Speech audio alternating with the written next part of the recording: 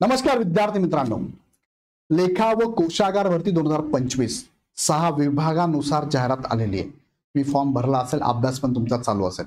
So बऱ्याच विद्यार्थ्यांची मागणी होती, सर या डिपार्टमेंट अंतर्गत हे जे पद आहे, ज्या पदाचं नाव आहे कनिष्ठ लेखापाल ज्युनियर अकाउंटंट म्हणतो आपण त्याला, या पदाबद्दल आम्हाला थोडक्यात माहिती द्या। म्हणजेच काय, कामाचं स्वरूप काय, वेतन श्रेणी काय आणि यांचं प्रमोशन कसं होतं, पदोन्नती कशी होते।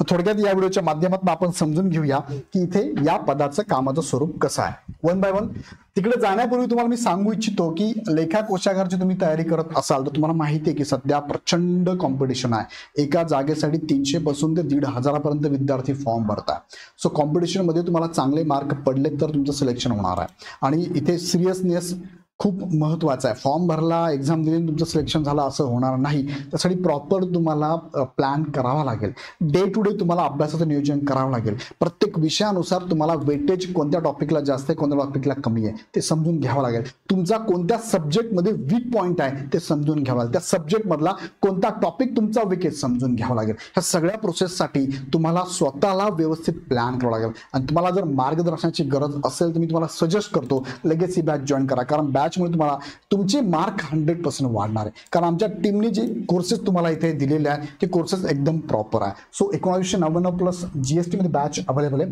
ज्या बॅच मध्ये तुम्हाला प्रॉपर सगळ्या गोष्टी मिळणार आहे। टेस्ट सीरीज सुद्धा इन्क्लूड आहे, कुठे जायची गरज नाहीये। सो डायरेक्ट ऍप डाउनलोड करून परचेस करा। काही अडचण वाटली तर खालच्या नंबरला कॉल करा। जाऊया मुख्य मुद्द्याकडे। बघा, लेखा कोशागार विभागात जाहिरात मी नागपूरची जाहिरात तुमच्याकडे घेतलेली आहे। वेतन श्रेणी जर आपण बघितली 29,200 पासून 92,300 7व्या वेतन आयोगानुसार सॅलरी साधारणतः तुम्हाला 40 ते 45 हजारापर्यंत मिळणार आहे आणि तुम्हाला एकूण नागपूरची एकूण पद 56 आहे। टोटल विभागाची जर बघितली आपण तर टोटल 456 जागा आहे। बघा, तुम्ही ह्या विभागात फॉर्म भरलेले आहेत। सो इथे सिलेक्शन होण्याचे चान्सेस त्याचे जास्त आहेत जो अभ्यास प्रॉपर करेल, प्लॅन करेल। सो अभ्यास करताना प्रॉपर अभ्यास करणं गरजेचं आहे। आता परीक्षा पॅटर्न तुम्हाला सगळं माहिती तरी थोडक्यात सांगतो। मराठी, इंग्लिश, सामान्य ज्ञान, बौद्धिक चाचणी प्रत्येकी तुम्हाला 25 प्रश्न आहे। 100 प्रश्न 2 मार्काला, 200 मार्काला आहे। 85% मार्क जर पडले तर तुमचा विचार मेरिटसाठी केला जाणार आहे। बाकी याच्याबद्दल डिटेल्स माझी पाठीमागे छोडू, एकदा व्यवस्थित बघा किंवा खाली डिस्क्रिप्शन मध्ये प्लेलिस्टची लिंक दिलेली आहे ती एकदा चेक करून घ्या। आता पुढच्या मुद्द्याकडे घेऊन जातो। या पदाचं काम काय नेमकं बघा, कनिष्ठ लेखापाल ज्युनियर अकाउंटंट कामाचं स्वरूप। पहिलं म्हणजे काय, या पदाचं मुख्य काम काय, सरकारी खात्याच्या आर्थिक व्यवहारांचे लेखा परीक्षण, नोंदी आणि अहवाल तयार करणं हे मुख्य काम आहे। त्यात मग थोडंसं वर्गीकरण केलं तर पहिलं काय बघा, जबाबदारी कोणत्या कोणत्या आहे। पहिलं, हिशोब व नोंदी ठेवणे, महसूल, खर्च, उत्पन्न आणि इतर आर्थिक व्यवहारांची नोंद करणे, अर्थसंकल्पीय वाटपांचे परीक्षण व व्यवस्थापन करणं। त्यानंतर दुसरं काम आहे बिले व देयके तपासणे, म्हणजे शासकीय विभागांचे देयके असेल, काही देणं घेणं असेल किंवा बिल असेल तर ते पडताळणे, कर्मचाऱ्यांचे वेतन, भत्ते, निवृत्ती वेतन आदींची योग्य अंमलबजावणी करण्याचं काम ह्या पदावर असतं। 3 नंबरचं काम आहे लेखा परीक्षण व लेखा अहवाल, आर्थिक ताळेबंद, लेखा परीक्षण अहवाल तयार करणं, लेखा परीक्षणासाठी आवश्यक कागदपत्रे गोळा करणं। म्हणजे तुम्हाला जेव्हा आपण ताळेबंद करतो, इकॉनॉमिकल इयर संपलं का सगळा ताळा केला जातो ना, किती पैसे होते, किती खर्च केले, किती बॅलन्स आहे। मग खर्च केलं तर खर्चाच्या अगेन्स्ट बिलं कोणती कोणती आहे, बिलं प्रॉपर आहेत का, बिलं जीएसटीचे आहे का, हे सगळं बघण्याचं काम यांचं आहे। कर व अन्य आर्थिक बाबी बघा, जिथे तुम्हाला आत्ताच बोललो जीएसटी, आयकर व अन्य करांशी संबंधित कामकाज हाताळणे, सरकारी अनुदाने आर्थिक मदतीचे वितरण योग्य रीतीने करणे, सरकारच्या काही स्कीम असतात, काही अनुदान असतं, काहींना स्कीमद्वारे पैसे देण्यात येतात। सो या पद्धतीचं नियोजन प्रॉपर करणं, प्रॉपर व्यक्तीला भेटलं की नाही याचं पण ताळेबंद करण्याचं काम यांचं असतं। ई गव्हर्नन्स व संगणकीय प्रणाली वापरणे, म्हणजेच काय IFMS integrated finance management system म्हणतो आपण त्याला, आणि अन्य सरकारी लेखा प्रणालीचा वापर करणे, म्हणजे लेखा संदर्भात, अकाउंटिंग संदर्भात जेवढे काही संगणकीय प्रणाली त्याचा वापर करणं, संगणकीय पद्धतीने बिले तयार करणे आणि अर्थसंकल्पीय व्यवस्थापन करण्याचं काम मुख्यत्वे या पदाचं असतं। आता या कामाचं स्वरूप, जबाबदारी तुम्हाला मी सांगितलं, कामाचं स्वरूप म्हणजे काय, एक शॉर्ट मध्ये कार्यालयीन व संगणकावर आधारित काम करणं, वेळोवेळी वरिष्ठ अधिकाऱ्यांना आर्थिक अहवाल सादर करणं, अर्थसंबंधी नियम व प्रक्रिया समजून घेऊन त्यानुसार काम करणं, सरकारी विभागांशी समन्वय ठेवणं आणि कामाचा ताण आला तर कधी येऊ शकतो, आर्थिक वर्षाच्या शेवटी कामाचा ताण वाढू शकतो। बिले व आर्थिक व्यवहारामध्ये अचूकता आवश्यक असल्याने जबाबदारी जास्त असते।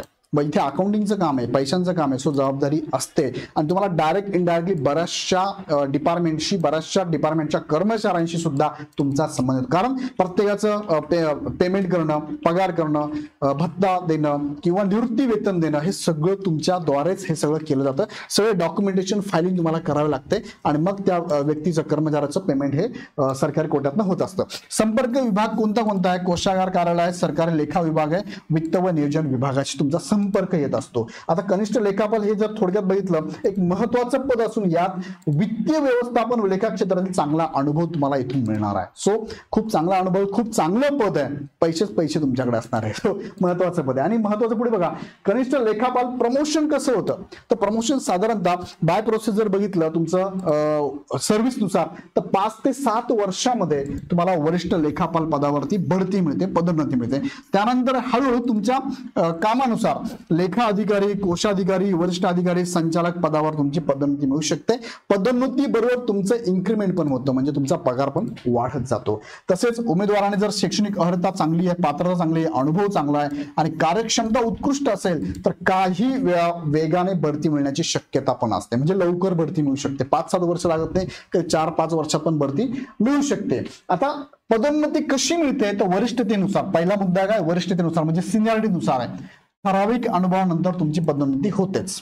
दुसरं, विभागीय परीक्षा, डिपार्टमेंटल एक्झाम म्हणतो आपण त्याला. बघा, डिपार्टमेंटल एक्झाम खालच्या एखाद्या डिपार्टमेंटल एक्झाम मध्ये त्या डिपार्टमेंटचे कर्मचारी एक्झाम देतात आणि वरिष्ठ पद घेतात, वरचं पद घेतात. सो डिपार्टमेंटल एक्झाम मधनं सुद्धा तुमचं पदोन्नती होऊ शकते, वरच्या पदावर तुम्ही जाऊ शकता. कार्यक्षमतेचे मूल्यमापन, परफॉर्मन्स बेस आपण म्हणतो ना, तुमचा परफॉर्मन्स खूप चांगला आहे, तुम्ही खूप चांगलं काम करतात, कमी वेळेत जास्त काम करतात, तुम्हाला लगेच ते काय करतात, इन्क्रीमेंट देऊन टाकतात, बढती मिळू शकते. अशा 3 पद्धतीने तुमची पदोन्नती पण होत असते. पगार कळला, पदोन्नती कळली आणि कामाचं स्वरूप पण तुम्हाला कळलं असेल. सो हा व्हिडिओ तुमच्यासाठी घेण्याचा उद्देश हा बऱ्याच विद्यार्थ्यांच्या कमेंट होत्या. पुढे कसा वाटला कमेंटमध्ये कळवाच. पण तिकडे जाण्यापूर्वी तुम्ही जर लेखा व कोषागार या पदासाठी तयारी करत असाल, तुम्हाला सजेस्ट करतो लगेच तुम्ही बॅच जॉईन करा. का? कारण इथे कॉम्पिटिशन प्रचंड आहे. तुमचा अभ्यास चांगला असावा लागेल, टू द पॉइंट असावं लागेल. जास्त मार्क पडले तर तुमचं सिलेक्शन आहे. इथं फॉर्म भरला, पैसे भरले, अभ्यास केला, एक्झाम देऊन आलात, रिझल्ट आला नाही, रिझल्ट उरिंडा अभ्यास केला नाही तर मग डिप्रेशन किंवा पुढच्या एक्झामला तुम्ही सामोरं जाताना निगेटिव्ह होऊन जातात. सो अभ्यास प्रॉपर करा. एक्झामच्या हॉलमधून बाहेर आलं की वाटलं भाई 100% अभ्यास केलाय, रिझल्ट काय येईल तो येईल, पण मी 100% केला हे तुम्हाला स्वतःला फील झालं पाहिजे. त्यासाठी मार्गदर्शनाची गरज असेल आणि तुमचे मार्क वाढणार असेल असं तुम्हाला वाटत असेल तर लगेच जॉईन करा. अदरवाईज तुम्ही सेल्फ स्टडी करताय त्याला टेस्ट सिरीज जॉईन करा. टेस्ट सिरीज तुम्हाला खूप हेल्प करतात, तुम्ही कुठे वीक आहात, कुठे स्ट्रॉंग आहात हे सांगण्यासाठी. सो ही बॅच लॉन्च झाली आहे, रेकॉर्डेड बॅच आहे, फार कमी फीज मध्ये अवेलेबल आहे. त्यासाठी इग्नाइट अकॅडमीचा ऍप डाउनलोड करून डायरेक्ट परचेस करा. काही अडचण वाटली तर आमचा हा हेल्पलाईन नंबर आहे 8888256117. या नंबरला आपण कॉल करू शकता. व्हिडिओ कसा वाटला मला नक्की कळवा कमेंटमध्ये. तुमचे काय प्रश्न असेल तर ते पण नक्की कळवा कमेंटमध्ये. व्हिडिओ आवडला तर लाईक करा, चॅनल सबस्क्राईब करा. पुन्हा भेटूया नेक्स्ट व्हिडिओमध्ये. धन्यवाद.